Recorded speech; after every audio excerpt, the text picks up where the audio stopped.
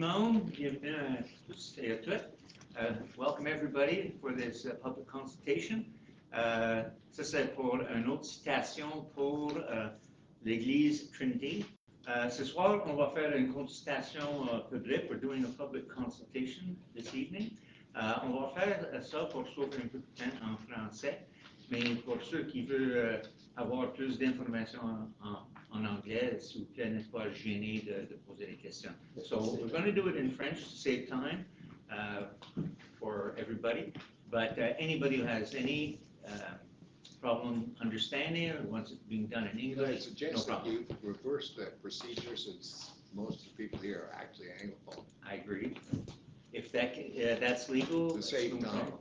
It would save time if I can do it in English and ask francophones.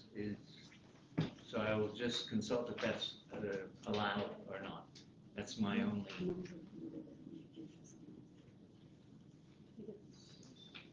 Est-ce quelqu'un qui est pas à l'aise en anglais?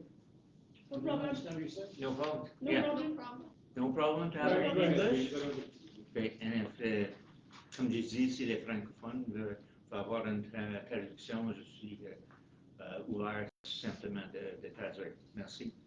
Okay. So you have the ordre du jour. The Trinity Église Church has demanded that it be cited by the municipal government and registered by the provincial government. This was approved in council with a motion on February 14th of this year. This will be the third time that a building has been presented. Go ahead. In your public notice, you've Yes. got Trinity Church on one paragraph and Hillside on the other, which is correct. Correct or incorrect? Paragraph 1 talks about Trinity Church, paragraph 2 talks about the purpose of the proposed bylaw is to designate Hillside Chapel and Morin-Heights as local. Oh, so that's wrong. Hillside Chapel has already been cited. Yeah, but Yeah. it's mentioned in here on paragraph 2 as a description for tonight's meeting. Hillside Chapel.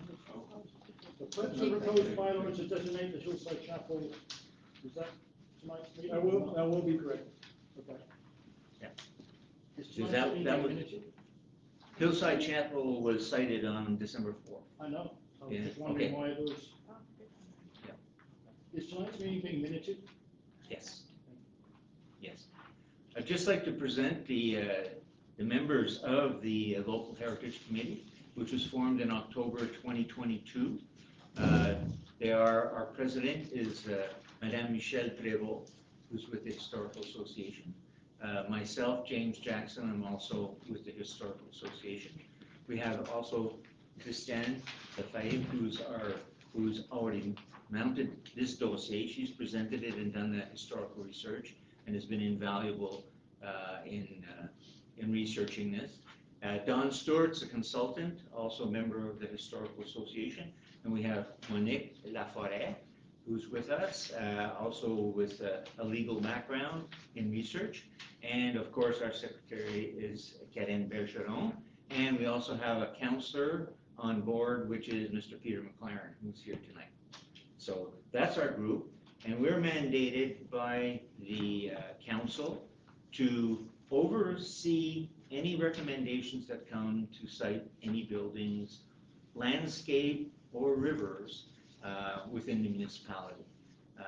Also, we can propose to council buildings, landscapes, rivers, or watercourses to council to see if they should be cited.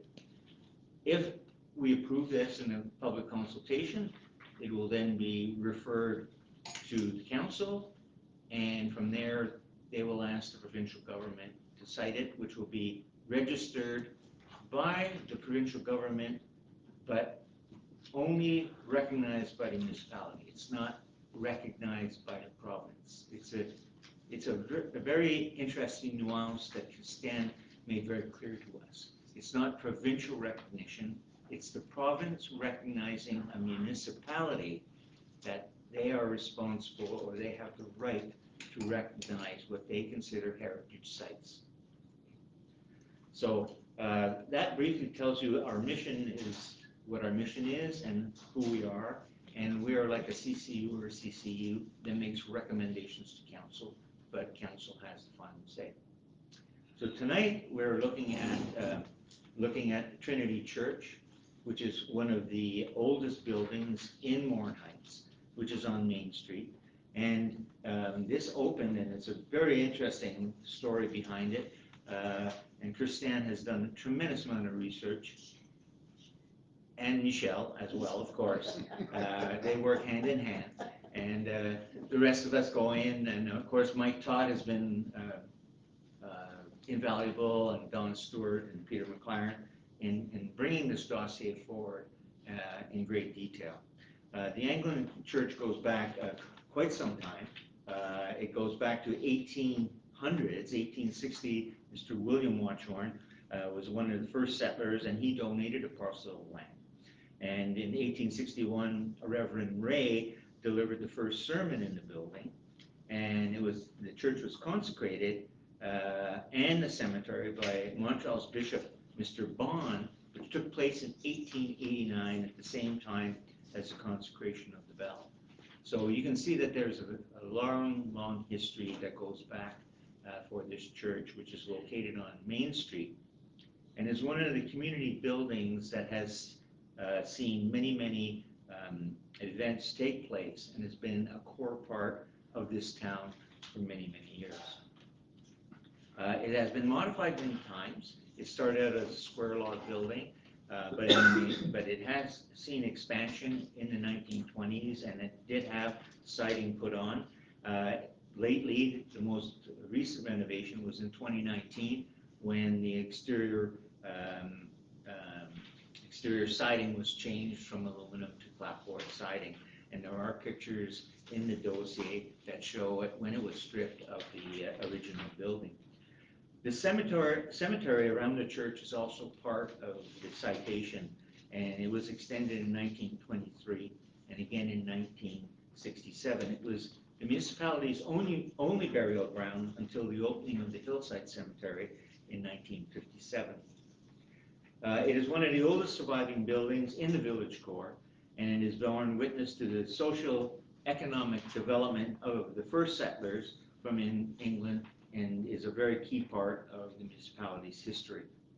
The Trinity Cemetery is an essential place of communication as well. And also, it is the burial ground for many of the first families, the Seals, Woods, Watchorns, Baldwins, and many of the grave markers are local tragedies that involve around diphtheria and the typhus epidemics. The Veterans Corner and its stones set in the ground allow visitors to recall the names of those in the community that gave their lives for this country. Architectural value is of extreme importance. It is representative of churches of the time and the first settlers, with the central porch surmounted by a soaring bell tower housing the century-old bell. This type of protruding tower is typical of vernacular places of worship built in the region during that time. The building's floor plan comprises a rectangular nave with a single aisle and a narrow channel.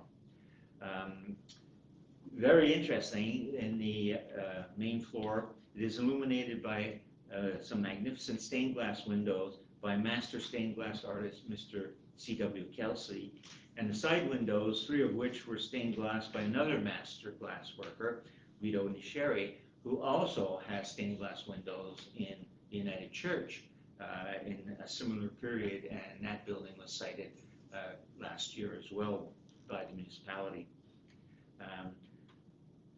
Apart from the commemorative stained glass windows donated by community members, it is limited to wood paneling and a polygon arch ceiling covered in plaster. The oval-shaped opening delimits the sacred space, and the nave is decorated with a stencil motif. The artistic value of Trinity Cemetery lies in the meticulous ornamentation of several funeral monuments, such as those of Anne Colville in 1865 and Robert Newton of 1878, amongst the earliest that have been found.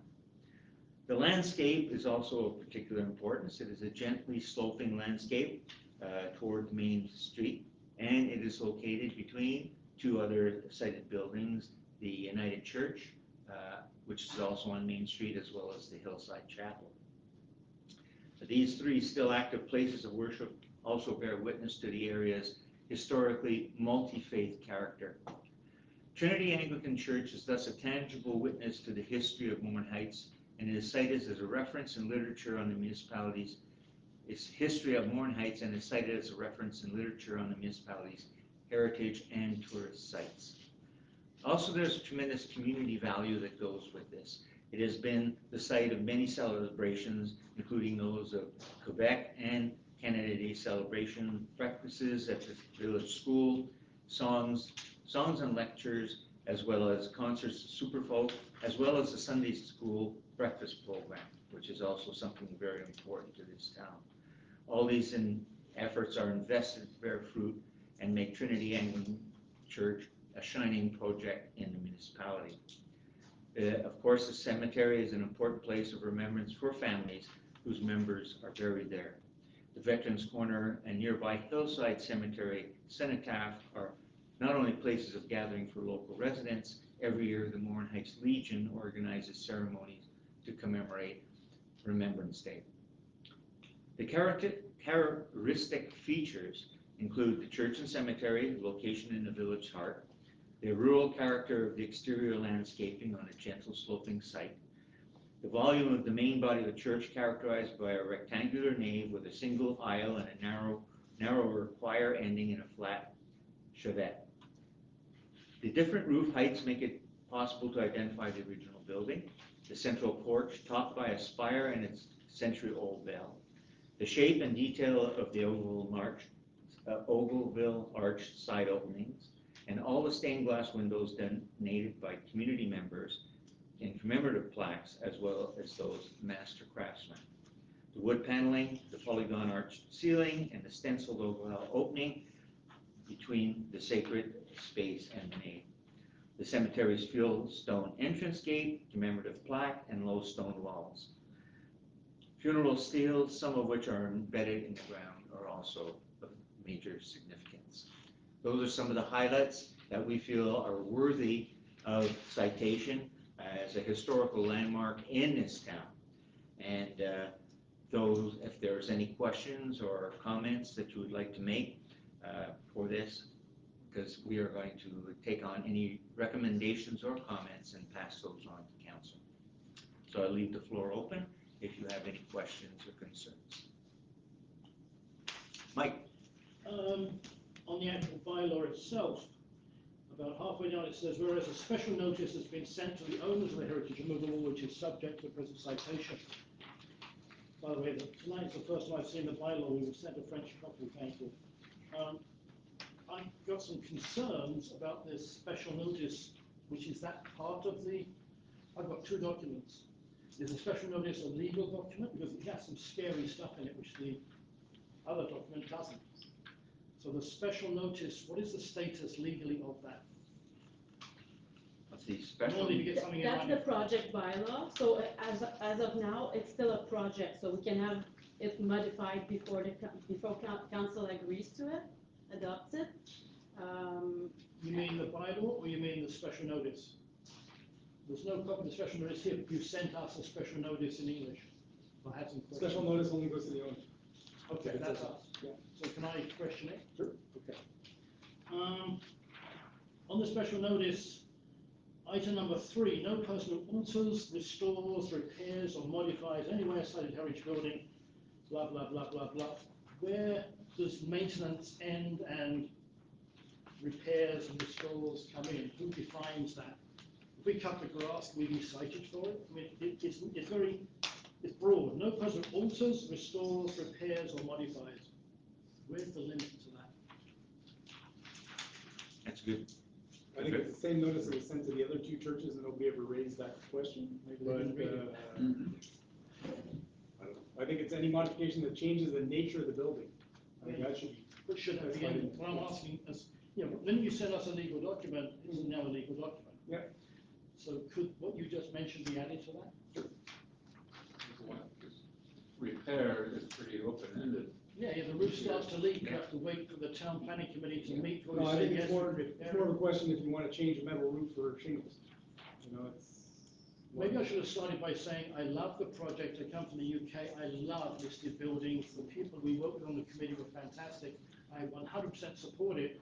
I just want to make sure that when you're no longer mayor, when politics have changed, when we have Trump down there and Polyev there and who knows what, this document is in the records. Carrying on with the same light. Mike? Yep. Can I just ask, j'aimerais demander une question à Christiane. Est-ce qu'il y a un certain guide pour les rénovations si un bâtisse était cité par la municipalité, dans le sens pour la transformation, réparation? Est-ce qu'il y a un certain guide? Je ne pourrais pas répondre directement à ça, mais l'idée, en fait, I try in English. My understanding is the municipality will receive the demand from the church to modify, what's the term? Modify or repair? Modify, Repair Repair. or modify, I mean, repairs is a really, if it rains tomorrow morning. if you repair something and it goes against the character defining elements, or, I don't know. I agree, but it doesn't say that, that's my whole, I agree 100%, but it doesn't actually say that. So we should just specify in that document that unless it modifies the character of the building, Yeah. you don't need a, You would have to have approval. I love, thank you, that's all I was something saying. like that, we can modify. Go ahead.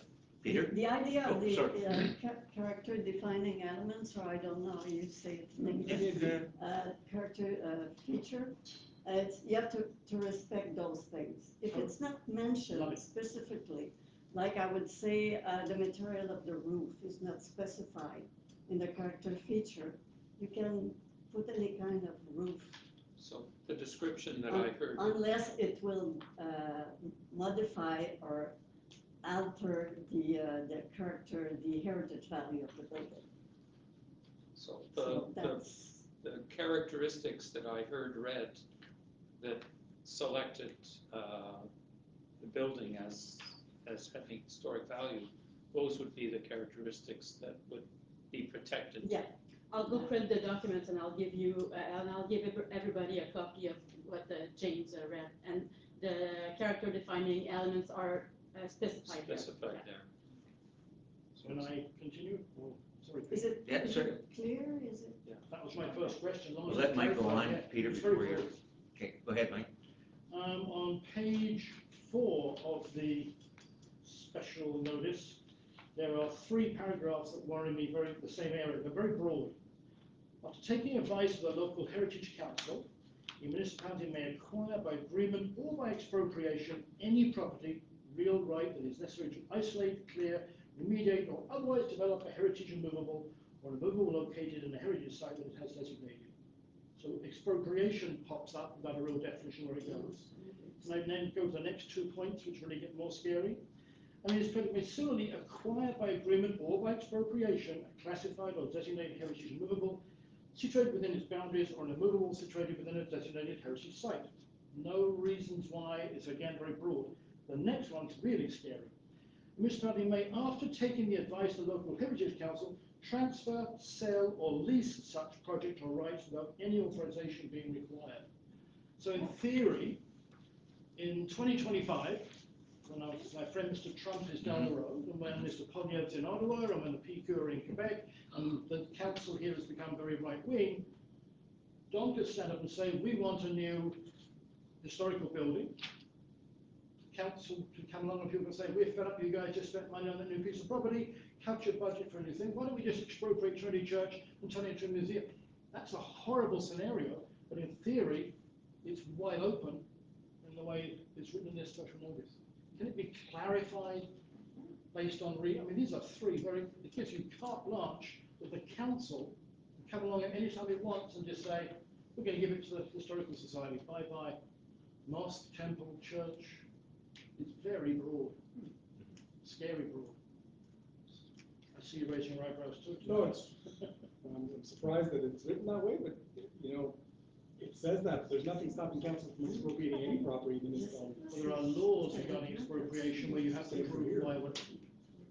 Than for here. Could Then I, why not put subject to? Michael, Michael, could I just say a couple of words, scary or not scary?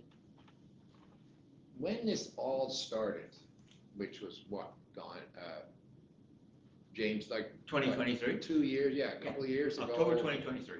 And the reason it started back then was the United Church of Canada, Lucille Green et al., came to the council and said, we would like to be designated a historic site so that we can acquire money from the patrimoine Heritage, envelope yeah. in Quebec City. At the same time that that happened, the provincial government legislated a requirement that every municipality in the province of Quebec had to form a patrimoine committee, and at the same time, a demolition committee. And that was required by law, so this committee was set up basically with one goal at the time in mind, which was to designate the United Church as a historic site.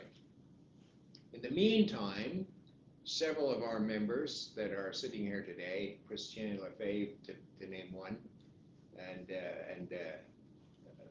who's the lady from Monique?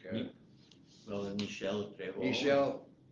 Several ladies in the municipality took it upon themselves with great vigor and excitement and cataloged what? How many, Christian? 200 and something now. 258. We have,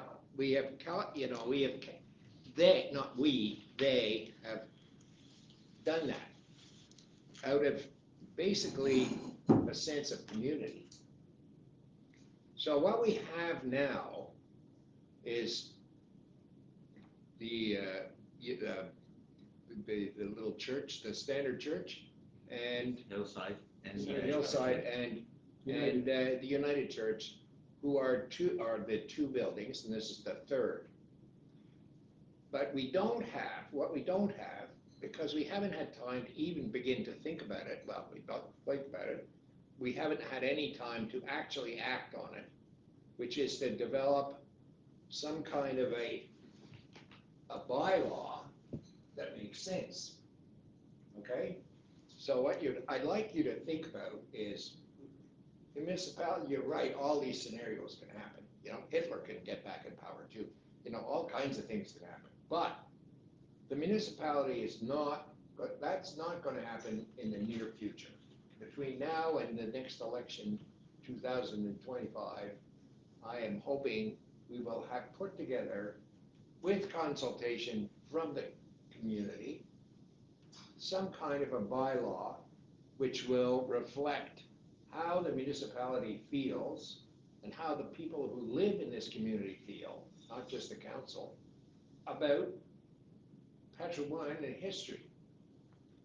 There's a very rich amount of history available here, and the whole idea of this, I think from the provincial government's point of view, is to say we would like to download some of the responsibility because there's local knowledge, and we don't really know everything in Quebec City, even though we may think we do sometimes.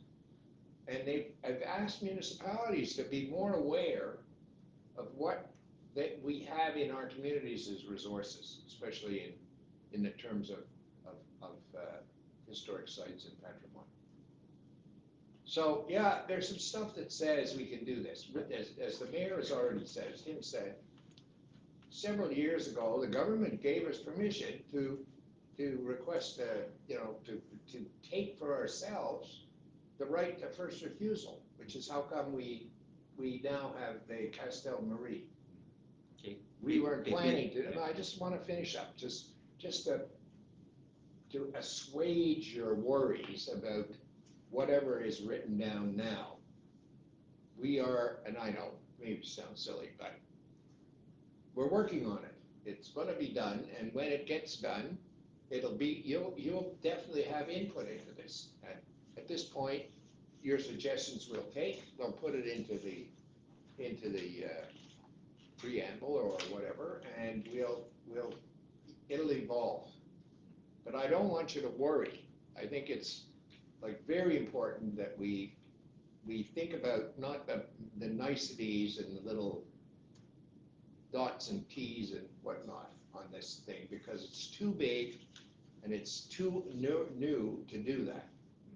It just, that's it, so. I think you made your point, Peter.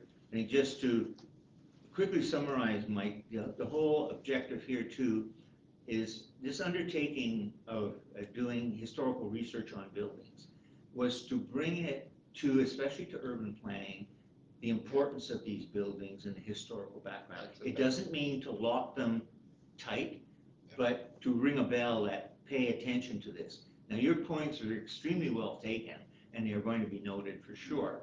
Okay, but there's a certain amount of, you have to kind of give a certain amount of control to the municipality to do the right thing. That is, I think, probably the fine line, and Mayor Watchorn, you can correct me if I'm wrong going down that line, but that is it. We want to see these buildings preserved. That is the key thing. And from an architectural standpoint and a detail standpoint, at that same point, you know, we do have rights that, yes, probably could be expanded upon. Go ahead. I don't want to drag this conversation on, to be totally fair. Let me start by saying I think the project is a wonderful project. I grew up in the United Kingdom that's had this for 100 years. You're surrounded by class 1 and class 2 listed buildings. It's preserved, beautiful building. I totally agree with it. I'm just scared about some of the broad strokes. That's all my concern was. I totally support the project. Don? Can we not modify the document that Michael is referring to so that he no longer has those concerns? Present? Part of it is the standard law. So that text was extracted from that law. But we're taking note of modifications, and we're going to present them to council so they change it to your satisfaction. Within the frame of the law. I love the project. Just, thank you. And we can also add that we're not talking about a provincial government law here. We're talking about a municipal law. You know, so that we can tailor our own laws to meet our own requirements. Just to put a closing thing on this, the whole objective of this whole thing, patrimoine, is to preserve. That's it, The whole thing is to absolutely. preserve. The town is not here to modify it. I think Mike's considerations are absolutely legitimate. Yeah. Because, like he says, council is not eternal. Yeah. The provincial government's not eternal. The only way you could actually, and I'm just throwing out ideas here, the only way you could actually lock that in would be to put it in a fiducie foncière, which is a much more complicated thing, and then the town doesn't necessarily become involved, and then the building is locked in like we do for parks. Like some parks, if you have a fiducie foncière, it becomes a preserve forever, because it's not the town that regulates it, it's the fiducie. In this case, I wouldn't go there because it becomes extremely complicated legally, and there's a difference between being cited provincially and being cited municipally for regulations, for costs for renovations and stuff like that. Christian a sait pas mal plus que moi, là. Mais au niveau provincial, il y a des grosses différences que d'être cité au niveau municipal. And it gives you access to a lot of grants from Conseil du patrimoine religieux du Québec. I love it. But I'm not against changing the language. But if you're the third person to come and you've got 258 to come, when you start getting to private properties and people see it's appropriate, I mean, that's scary. For sure. They can be tailored with the intent I love. Well, Don? yeah, Don? Do we have a demolition committee? yes, Who's on it? I'm on it. Peter, For the Gilles, and moment. Carol at note are on the So, resolution. 3 councillors. That's how the provincial law is set up, yes. Only councillors? Yes. Look, you know, a lot of this stuff doesn't make any logical sense, you know? That's Let's certainly not, doesn't. let's not look at this as, And this same committee could serve as a demolition committee. Legally, we cannot do that. okay, We can say our. Your opinion. Oui, certainement, mais si les 3 conseillers veulent détruire la bâtisse, too bad, hein? But we have the advantage that one of the councillors that's on the patrimoine, the heritage committee, is also on the demolition committee. Deux ans, ça sera différent. Yeah, but But Don, at the end, it's the council. it's the council, you see. Because there's a big case in Gatineau, actually. It's then again, Well, then. if we have no choice, we have no choice, so. And it's But in small the mayor communities, that the decides. council is elected on a single issue. Okay, but But just I'll give you an example, Don, if if you're thinking about this. A couple of weeks ago, 2 weeks, 3 weeks ago? We had a guy come along and say to us, we want to tear down a house and build a new house over Lake Echo area. And it had already been evaluated and people knew about it, and so people started saying, well, what about this? So there was a lot of looking into by town planning.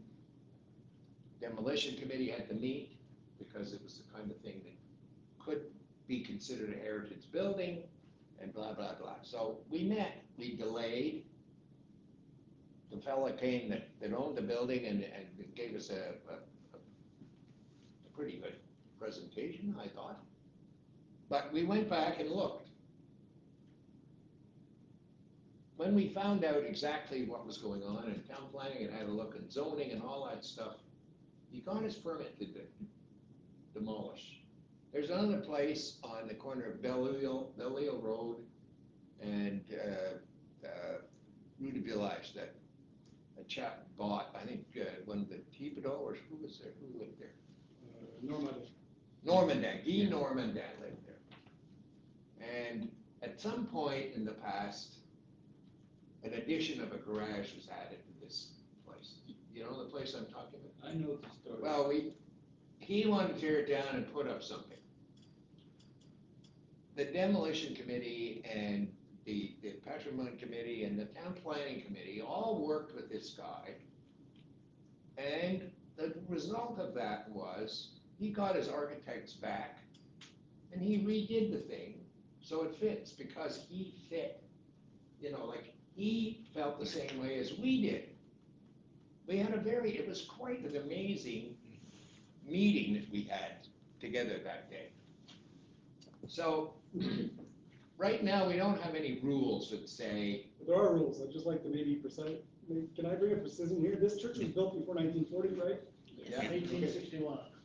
Any building built before 1940 has to go through 3 or 4 different procedures. One, it has to be, let's say you wanted to demolish it. It would have to go through the municipal demolition committee, it would have to go through council, it would have to go through the MRC, and it would have to go through the ministère that could serve before it would all get demolished, because it was built before 1940. So I really don't think there's any risk of the church getting. yeah. So essentially what I think the committee that I've been involved in now for a couple of years, plus the demolition committee, which we have, demolished, I think, 2 buildings so far,